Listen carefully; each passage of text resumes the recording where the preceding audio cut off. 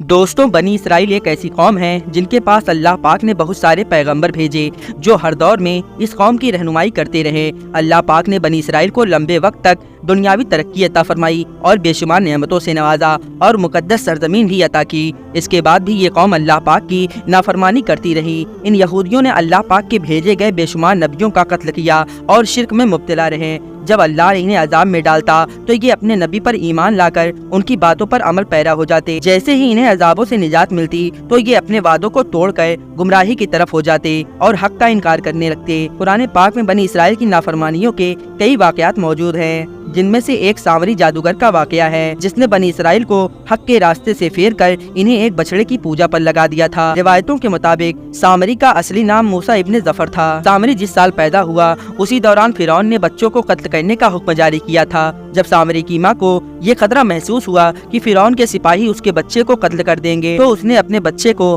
دور کے ایک جنگل کی غار میں رکھ کر پتھر سے غار کو بند کر دیا۔ پھر اللہ پاک نے جبرائیل علیہ السلام کو اس بچے کی حفاظت اور غذا دینے کا کام سونپ دیا، لہٰذا جبرائیل علیہ السلام اس بچے کے پاس آ کر اپنی انگلی اسے چٹا دیتے جس سے دودھ اور شہد جاری ہو جاتا۔ اس طرح حضرت جبرائیل علیہ السلام نے اسے اپنی انگلی سے دودھ پلا کر پالا اور اسی غار میں وہ بڑا ہوا۔ اس کا نام بھی موسیٰ تھا اور دوسری طرف موسیٰ علیہ السلام کا نام بھی موسیٰ تھا۔ ایک طرف موسیٰ ابن ظفر کو حضرت جبرائیل علیہ السلام نے پالا اور دوسری طرف موسیٰ علیہ السلام کی پرورش فرعون کے محل میں ہوئی تھی، لیکن فرعون جیسے بدبخت کے گھر میں پرورش پانے والا بچہ حضرت موسیٰ علیہ السلام اللہ کے رسول ہوئے اور جبرائیل علیہ السلام کا پالا ہوا موسیٰ سامری کافر ہو گیا۔ لہٰذا جب اللہ تعالیٰ نے بنی اسرائیل کو فرعون کی غلامی سے نکالا اور فرعون کو اس کی فوج سمیت دریائے نیل میں غرق کر دیا تو پھر یہ قوم حضرت موسیٰ علیہ السلام کے ساتھ ہجرت کر گئی۔ پھر اللہ پاک نے حضرت موسیٰ علیہ السلام سے فرمایا کہ انہیں مقدس کتاب توریت عطا کی جائے گی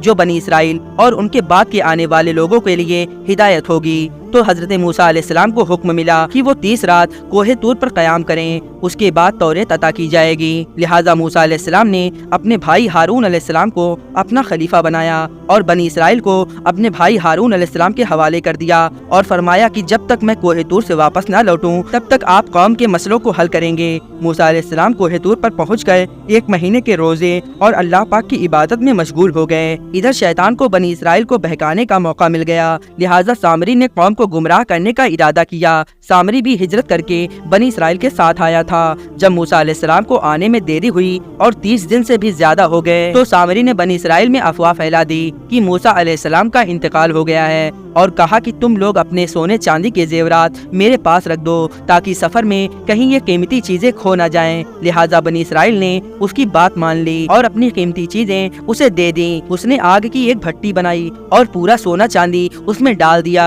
اور دیکھتے ہی دیکھتے سارا سونا چاندی پگھل گیا اور اس آگ سے بچڑے کی ایک مورتی نکلی جو سونے کی تھی۔ سامری کے پاس اس جگہ کی مٹی تھی جہاں پر حضرت جبرائیل علیہ السلام کے گھوڑے نے قدم رکھا تھا۔ اس نے جیسے ہی وہ مٹی اس بے جان بچڑے کی مورتی پر ڈالی تو وہ گائے کی طرح آواز کرنے لگی۔ سامری نے کہا کہ موسیٰ علیہ السلام تو اپنے خدا کی تلاش میں گئے ہیں اور خدا ہمارے بیچ تشریف لے آئے ہیں۔ سامری نے بچڑے کی طرف اشارہ کرتے ہوئے کہا کہ یہی ہمارا خدا ہے۔ سامری کی اس تقریر سے بنی اسرائیل کو یقین ہو گیا کہ یہ بچڑا ہی ہمارا خدا ہے اور اس کی پوجا کرنے لگے اور اس کے سامنے سجدہ بھی کرنے لگے۔ 12,000 لوگوں کے علاوہ ساری قوم اس شرک اور بت پرستی میں مبتلا ہو گئی۔ جب موسیٰ علیہ السلام کوہ طور سے واپس لوٹے تو قوم کی بدتر حالت دیکھ کر غضبناک ہو گئے اور اپنے بھائی اور خلیفہ ہارون علیہ السلام کو پکڑ کر کہا کہ میں نے تمہیں اس قوم کی ذمہ داری دی تھی، پھر یہ شرک اور بت پرستی میں کیسے آ گئے؟ حضرت ہارون علیہ السلام نے کہا اے میرے بھائی، مجھ سے ناراض نہ ہو، اس قوم نے میری ایک نہ سنی۔ میں نے تو انہیں بہت سمجھایا لیکن انہوں نے مجھے جان سے مارنے کی دھمکی دی